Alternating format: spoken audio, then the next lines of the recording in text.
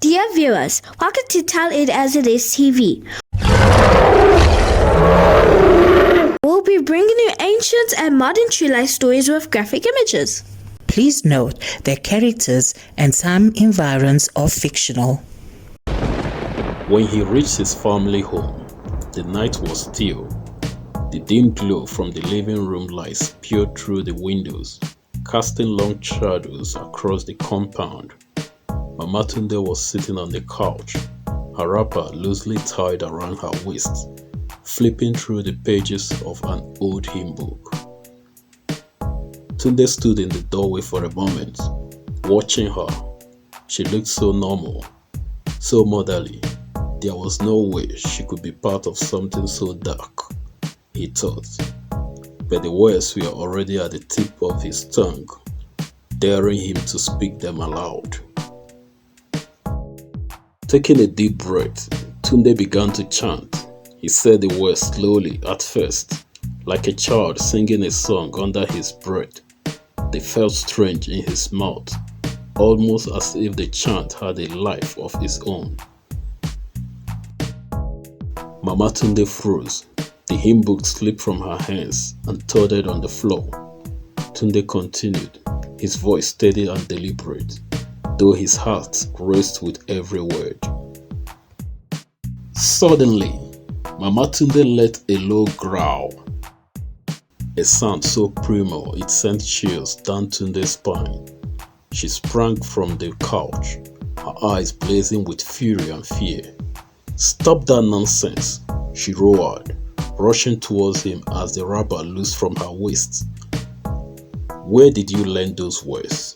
Who told you to say them?" Tunde stepped back, stunned by the transformation in his mother. She was no longer the gentle, stoic woman he knew. Her face was contorted with rage, and her hands trembled as if restraining some unseen force within her. "Answer me," she demanded, her voice rising. Tunde's pulse thundered in his ears, but he held his ground. "Chinoye told me. She said you are a grand matron in the same coven she belongs to." "Is it true, mother?" Mama Tunde's face twisted with a mixture of anger and something else, something close to fear. "That girl, she had no right to tell you anything. You were never supposed to know." Tunde's stomach churned. The truth settled over him like a heavy shroud, suffocating and unspeakable. His girlfriend hadn't been lying. Everything she said was true. His own mother, a witch, a grand matron, had been keeping him in the dark. "Why, mother?" Tunde whispered, his voice breaking. "Why didn't you want me to marry Chinoye? Was it because of the coven?" His mother stared at him, her chest rising and falling with heavy breaths. "I was trying to protect you," she said at last, her voice low and bitter. "You don't understand the kind of world she belongs to. She would have ruined you, Tunde." Tunde shook his head in disbelief. "You are saying that as if you are any different from her. You are the same. You both serve the same evil." Mama Tunde's eyes darkened. "Don't compare me to her. I spent years building walls around you, keeping you away from people like her. But she slipped through those walls. She tricked you." Tunde clenched his fist. "She didn't trick me, mother. I love her." "You don't understand my son," his mother snapped. "Not when it's entangled with things like this." Tunde's voice hardened. "So what now, mother? You wanted me to marry someone else? Someone you could control?" Mama Tunde didn't answer. Her silence was louder than any words. The truth hung between them, thick and heavy, filling the room like smoke. "You can't stop me from loving her," Tunde whispered, more to himself than to his mother. "I won't let you." His mother's face twisted with fury. You think this is about love? You have no idea what you're getting into. I know enough, Tunde said coldly, and I'll decide what's right for me. Mama Tunde took a step back, her eyes narrowing. Be careful, Tunde. The choices you make now could destroy you. For the next few days, the household felt like a battlefield soaked in cold silence. Tunde barely spoke to his mother, and she avoided him as if they were strangers under the same roof. The revelation had driven a wedge between them that seemed impossible to bridge. Tunde's mind spun with questions. How deep did his mother's involvement in the coven go? What would her next move be? On the third night, after their confrontation, Baba Tunde noticed the growing tension. As they sat in the sitting room, the old man rubbed his beard thoughtfully. Tunde, my son, Baba Tunde began cautiously. You and your mother have not been yourself these past few days. What is going on between you two? Tunde hesitated. How could he tell Baba the truth? That the woman his father had loved for decades was not who she appeared to be. That beneath her gentle exterior lurked something dark. It's nothing serious, Baba, Tunde said finally, forcing a weak smile. Just a small misunderstanding. Baba Tunde frowned but didn't press further. Still, the weight of unspoken words lingered heavily in the room. That same night, Tunde sat alone in his room, restless and uncertain about what to do next. Should he confront Chinonye again and ask what role his mother had played in the coven all these years? Or should he leave everything behind and try to forget what he had learned? Before he could make a decision, his phone buzzed on the nightstand. It was a message from Chinonye. Tunde, we need to talk. It's urgent.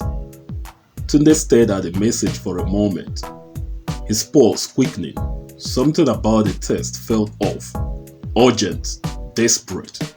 He called her immediately. Chinonye picked up on the first ring. Tunde, I don't have much time, she whispered. Your mother's coven knows I told you the truth. They've been after me since the night you chanted those words. I think they are planning something. Tunde felt a chill creep up his spine. What are you saying, Chinonye? They are powerful, Tunde, and now that you know their secret, you are not safe either. Tunde's heart pounded in his chest. What do you want me to do?